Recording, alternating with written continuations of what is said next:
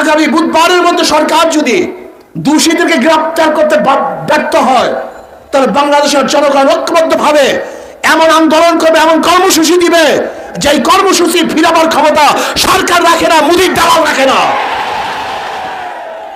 আমি মনে করি এই সরকার জনগণের সরকার নয়, বর্তমান সরকার আওয়ামী লীগ সরকার মোদি কর্তৃক নিয়োজিত সরকার।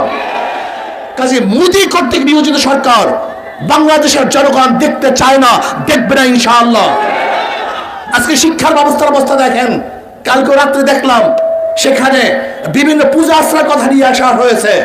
আজকে আমাদের কোমলমতি বাচ্চাদেরকে ড্যান্স গান শিক্ষা দেওয়ার সম্পূর্ণ ব্যবস্থা করা হয়েছে।